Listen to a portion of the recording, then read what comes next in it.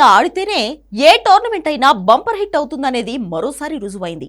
Champions ట్రోఫీలో అసలు ఆడుతుందా లేదా అనుకుంటే ఐసీసీ పాక్ బోర్డు దిగి వచ్చి హైబ్రిడ్ మోడల్ టోర్నీ నిర్వహించాయి. దీంతో దుబాయ్ వేదికగా భారత్ మ్యాచ్లు ఆడడంతో ఛాంపియన్స్ ట్రోఫీకి ఫుల్ క్రేజ్ వచ్చింది. తాజాగా ఈ మెగా టోర్నీకి సంబంధించిన వ్యూవర్షిప్ వివరాలు బయటకు వచ్చాయి. రికార్డు స్థాయిలో వ్యూవర్షిప్ నమోదైంది. ఈ వన్డే టోర్నీకి 540.3 కోట్లకు పైగా వ్యూస్ వచ్చాయి. ఇక వాచ్ టైం ఏకంగా 11,000 కోట్ల నిమిషాలకు పైగా నమోదు కావడం విశేషం. అంతేకాదు ఓవరాల్ గా 6.2 కోట్ల మంది వ్యూవర్స్ ఈ మెగా ఈవెంట్ ను వీక్షించినట్లు బ్రాడ్కాస్ట్ వెల్లడించింది. చరిత్రలో ఎన్నడూ లేని విధంగా ఏకంగా 540 కోట్లకు పైగా వ్యూస్ రావడం ఇదే తొలిసారి అని తెలుస్తుంది. స్టార్ స్పోర్ట్స్ 18 నెట్వర్క్ లో టీవీలో ప్రసారాలు జరగ్గా జియో హాట్స్టార్ లోనూ ప్రత్యక్ష ప్రసారం చేశారు. కాగా మిగతా మ్యాచ్లతో పోలిస్తే టీమిండియా న్యూజిలాండ్ మధ్య ఫైనల్ కు అత్యధిక వ్యూస్ వచ్చినట్లు తెలుస్తోంది. ఈ టైటిల్ పోరుకు ఏకంగా 124.2 కోట్ల వీక్షణలు వచ్చాయి.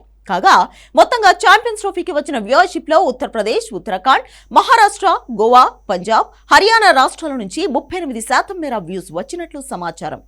ఇక వైఫై సాయంతో మ్యాచ్ వీక్షించిన రాష్ట్రాల్లో మహారాష్ట్ర ముందు ఉంది. కాగా 16 మాధ్యమాల్లో ఛాంపియన్స్ ట్రోఫీని ప్రసారం చేశారు. 9 భాషల్లో కామెంటరీ ఇచ్చారు. ఇదిలా ఉంటే 2017లో చివరిసారిగా ఛాంపియన్స్ ట్రోఫీని నిర్వహించారు.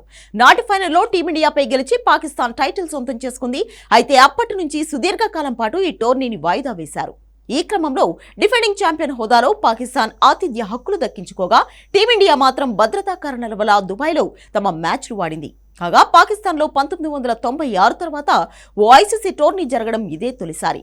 ఇక ఫిబ్రవరి 19న పాకిస్తాన్లో మొదలైన ఈ వన్డే ఈవెంట్ మార్చి 9న భారత్ న్యూజిలాండ్ మధ్య దుబాయ్ వేదికగా ఫైనల్తో ముగిసింది. తుది పోరులో భారత్ కివీస్ ను చిత్తు చేసి మూడోసారి ఛాంపియన్స్ ట్రోఫీని గెలుచుకుంది. ఈ వన్డే టోర్నీలో తొలిసారి అడుగుపెట్టిన ఆఫ్ఘనిస్తాన్ ఇంగ్లాండ్ వంటి టాప్ టీంపై సంచలన విజయాన్ని నమోదు చేసింది.